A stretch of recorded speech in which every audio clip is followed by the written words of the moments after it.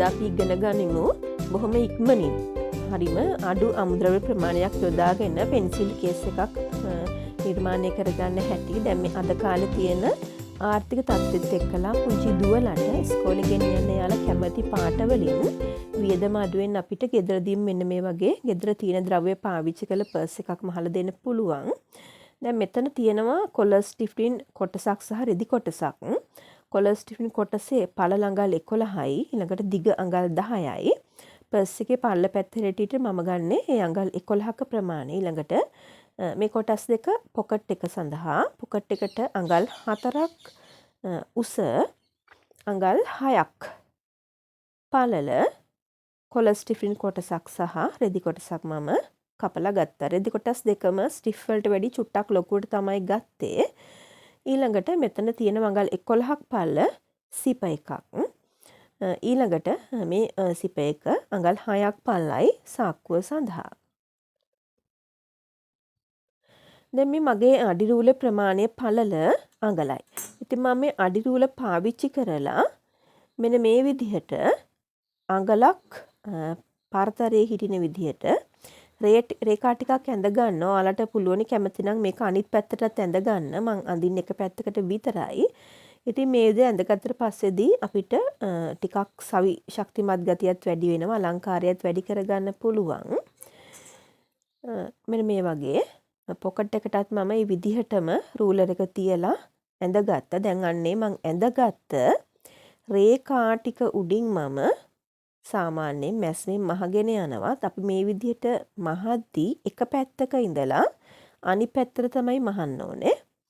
මේ වගේ නූල කප නැවතත් මුලට ගෙනහිල්ලා මේක ගන්න ඕනේ. එතකොට අපිට රැලි ගතිය නැතිව ලස්සනට නීට් එකට මහ ගන්න පුළුවන් වෙනවා.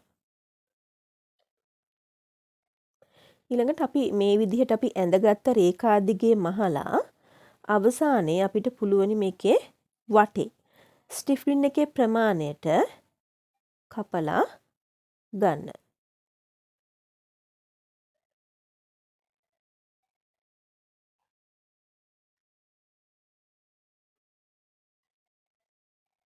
ඊළඟට ඔයාලට පුළුවනි දුවලා කැමති ඔයාලගේ දුවලා කැමති පාටවල වලින් මේක මහලා දෙන්න. දැන් මම මේ කොටසත් ලොකු රෙදි කොටස පර්ස් එක සඳහා අවශ්‍ය කොටසත් ඒ විදිහටම හරි ගස්ස ගත්ත මහලා. දැන් මෙන්න මේ පොකට් එකට සිප එක තියලා මහ ගන්න තමයි මම හදන්නේ.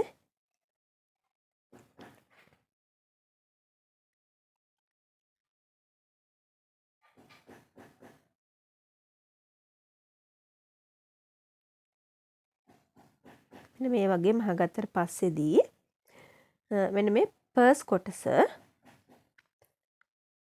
උඩින් මේක තියලා අපි මහනවා පොකට් එක. මෙන්න මේ විදිහට අපි තැන බලාගෙන අපිට හොඳ අලංකාර කොතෙන්ටද වැඩිපුර තියෙන්නේ කියලා සාක්කුව ඇල්ලුවට පස්සේ ස්ථානය තෝරගෙන අපිට සාක්කුව අල්ලගන්න පුළුවන්. මෙන්න මේ වගේ සිප එකෙන් අඟල් භාගයක් විතර අපි නවලා තියෙනවා.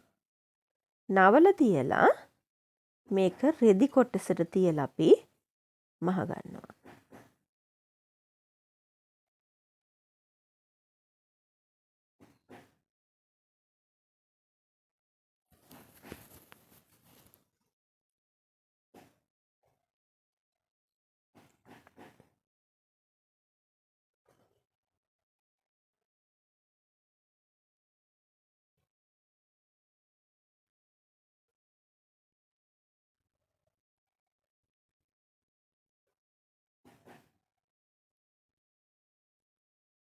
දැන් මෙන්න මේ විදිහට මේක හරවනවා. සිප එක වහලා මෙන්නද බොහොම ලේසියෙන් පහසුවෙන් මේක අරින්න වහන්න ඇතරම් පුළුවනි. මේ හරියාකාර ක්‍රමයට මහගත්තට පස්සේදී මෙන්න මේ වගේ අඟල් භාගයක් ඇතුළට පොකට් එකේ අනිත් කොටස් ටිකත් කන පිට පැත්තට නවලා තියලා මේ පොකට් එක මහලා අවසන් කරගන්නවා.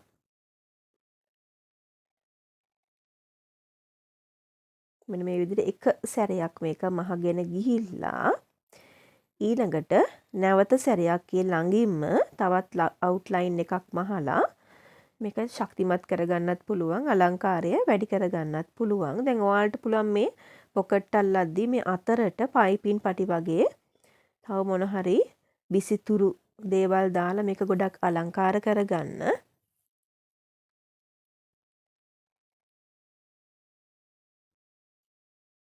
දැන් අපි පොකට් එක මහගෙන ඉවරයි. ඊළඟට අපිට තියෙන්නේ අපේ සිප එක අරගෙන මේ පර්ස් එකේ පියවීම තියෙන තැනට අල්ලගෙන මෙන්න මේ විදිහට තියලා අපි මේක අල්ලනවා. පැත්තට බැලන්ස් කරලා තියෙනවා. මෙන්න මේ වගේ තියලා මේකේ සිප එකේ හොඳ පිට සහ මේකේ රෙදි කොටසේ හොඳ පිට එකට තියලා අපි මේක මහගෙන යනවා.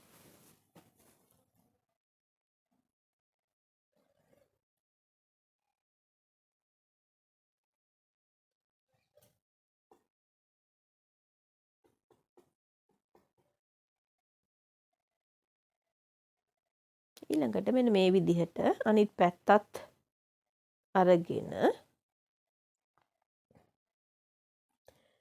එක තියලා අල්ලගෙන යනවා. දැන් ඔයාලට පුළුවනි මේක විසිතුරු දැක්ක පමණින්ම ඇහැට ලස්සනට පේන විදිහේ රෙදි ටිකක් අරගෙන ඔයාලගේ ගෙදර රෙදි මහලා ඇඳුම් මහලා ඉතුරු වෙච්ච රෙදි කොටස් ඇති. ඇත්තට මේ රෙදි කොටස විස්කෝස් කොටසක්. ඉතින් දැන් මම මේකට කොලස්ට්‍රිප්ටින් දාපු නිසා ඒකේ අර පන නැති ගතිය, කඩා හැලෙන ගතිය සම්පූර්ණයෙන්ම නැති වෙලා ගියා. ඉතින් ඕනම රෙදි කොටසක් සෙටින් රෙද්දක් වුණත් මොන වුණත් මේ වගේ කොලස්ට්‍රිප්ටින් උඩ තියලා මැහුවට පස්සේදී අපිට හොඳ හයියට ගන්න පුළුවන්. ඉතින් ඔයාලට පුළුවන් ටිකක් මේ වගේ පර්ස් ටිකක් මහලා ඔයාලගේ සෑන්ඩකයක් වශයෙන් උනත් මේක පාවිච්චි කරන්න. මෙන්න මේ වගේ මැහුම් මාසිය නැවත පර්ස් එක පැත්තරම හරවලා. ඒ කියන්නේ සිප් එක පැත්තට නෙවෙයි පර්ස් එක පැත්තටම හරවලා අවුට්ලයින් එකක් මහනවා. දැන් ඔයාලට පුළුවන් මේ වගේ මේ නූල් යන රෙදි නම් ඔයාලා පාවිච්චි කරන්නේ ඕලොක් කරලා ගන්න. ඉතින් දැන් මම එහෙමනම් කරන්නේ නැහැ. මෙන්න මේ විදිහට මම අවුට්ලයින් එකක් ගහලා ගන්නවා. මේකත් ඒ විදිහටම අවුට්ලයින් එකක් මහනවා.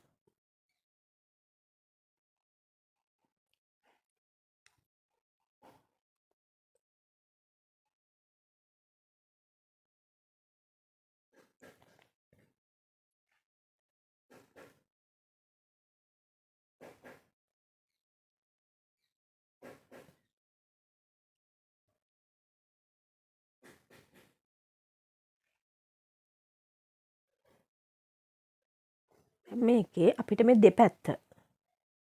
දෙපැත්ත මූට්ටු කරාට පස්සේදී වෙන මේ වගේ සිප එක ඇතුළට හෙඩ් එක ගන්න අරගෙන මේක ගාන්ට අංශ දෙපැත්ත පර්ස් එකේ මේ විදිහට අඟල් භාගක මැහුම් මාසෙ තියෙන විදිහට මහගෙන යන්න. ඉතින් අපිට මේ පර්ස් එකේ මහන්න තියෙන්නේ ඔන්න ඔය හරිම පොඩි මැහුම් ප්‍රමාණයක් විතරයි. ඉතින් මේක හරි ලේසියෙන් හරි ඉක්මනට මහගන්න පුළුවන්. මැහුම් ගැන නොදන්න කෙනෙකුට උනත් කෙලින් මහන්න හැකියාව තියෙනවා නම් මේ වගේ පර්ස් එකක් ඔයාලට මහගන්න පුළුවන්.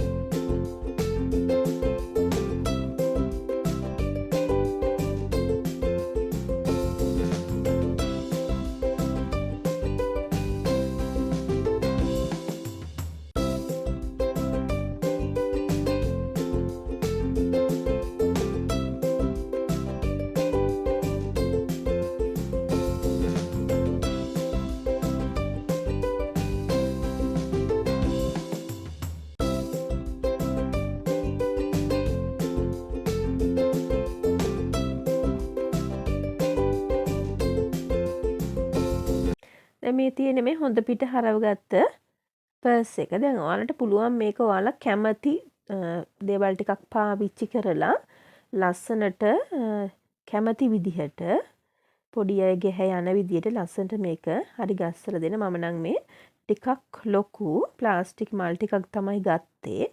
ඔයාලට පුළුවන් රිබන් මල් ඔය මොන හරි ලස්සන විසිතුරු මොන හරි පාවිච්චි කරලා මේක අලංකාර කරගන්න.